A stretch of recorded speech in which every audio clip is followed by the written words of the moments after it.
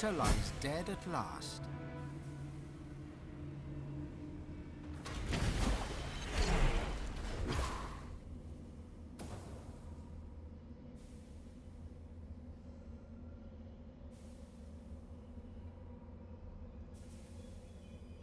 So here we are. The end of it all. Nobody I'd rather see this whole thing through with. I trust you. I trust your judgment.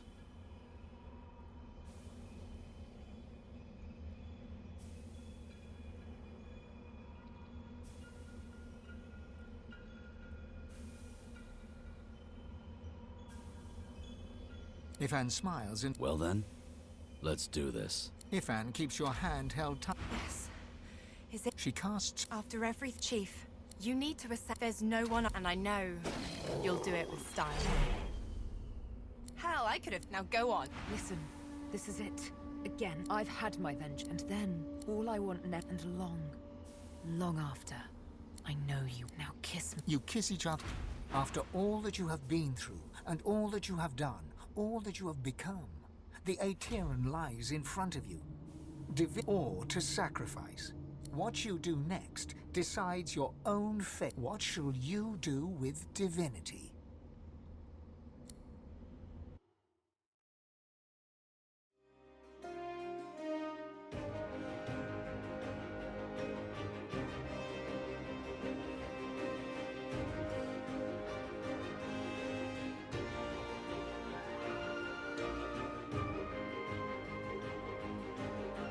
And so it ended.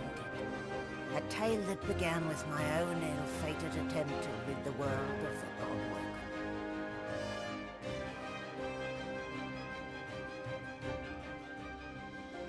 A new divine rose, a true heir to the Seven, more powerful than ever, and united Rivellon in its battle against the Void.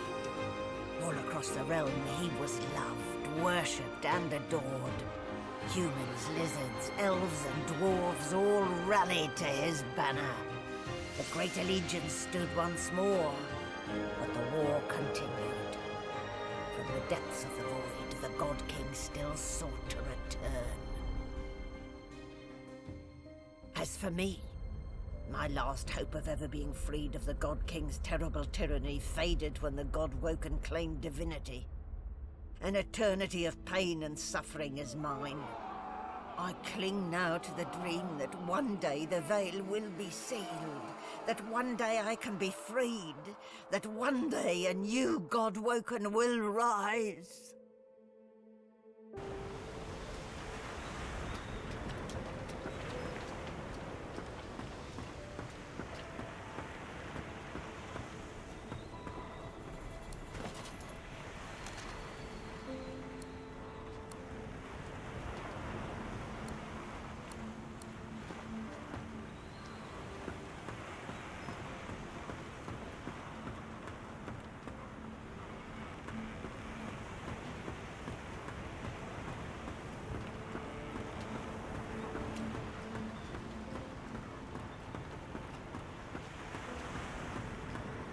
It gives me almost as much pleasure to speak to you as it does to be whole again.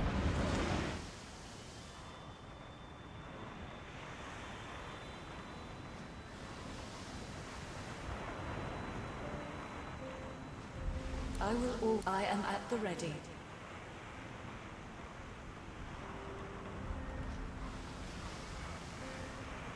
You look out to... And with a start, you realize... War raged on. The ancient empire of lizards became one of the pillars of the new divine alliance. The houses of war and of shadows were particularly useful in the fight against the God King. The empire used the war to expand its territory. Justinia returned to her throne. Under her rule, the Dwarven kingdom fought for the divine, and her loyalty was unquestionable. Many fine and courageous dwarves did their people great honor, in battle and in death.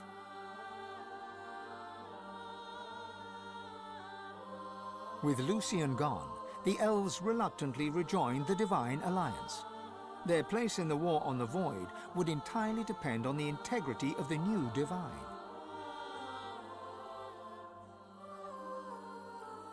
And on the integrity of the elven Godwoken who did not ascend.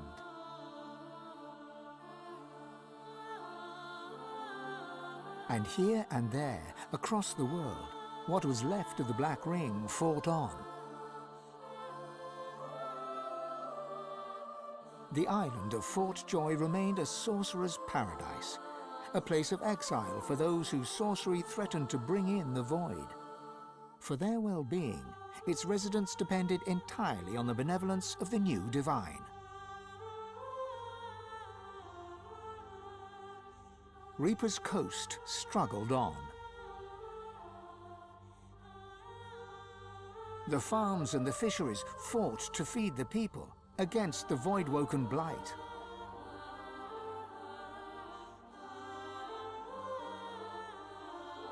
The black pits took fire. The oil there burns still.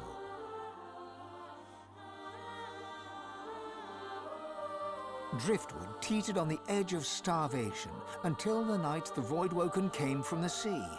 All were killed. This did, however, put an end to the famine. The nameless isle had vanished. Although only open water remained, by instinct ships would steer clear. None of the captains could articulate why. Sir Gareth thanked the surviving Seekers for their service and gave them their freedom. Disillusioned with ongoing war, he set out alone to find a new purpose. He would never stop seeking. Young Han grew up a warrior and became one of the Alliance's greatest generals. But even he could not win the war. Almira and Mihaili settled in an abandoned homestead. The locals liked and respected Almira. She never wanted for help, and deals always fell to her favor. Outsiders were often suspicious, but no local would speak against her. With a new Divine at the helm, Malady had a powerful ally, but she was in no hurry to call in her favor. After all, it might be the last thing she ever did. Having performed the greatest act of necromancy in history, Tarquin found the new world unchallenging.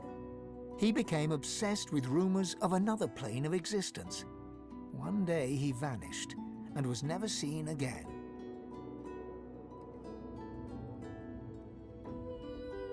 The undead priestess Gratiana remained in her sanctuary, happy to wait for the war to pass.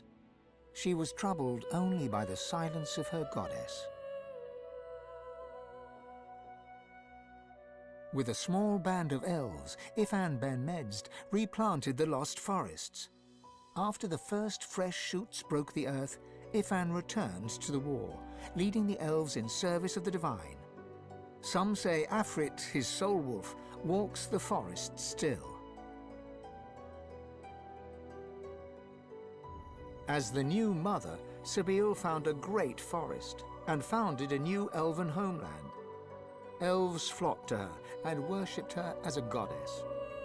Sabine swore never to kill again, but once in a while she'd look at her needle and smile.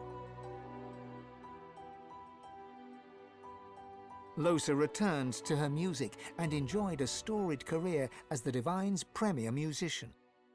Dark moods would still overtake her, and she would spend long hours walking in the wilds. She always returned with a new song. And then there was you.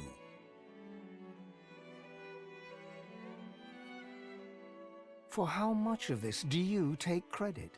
Or blame? And what kind of Divine were you as the world battled on?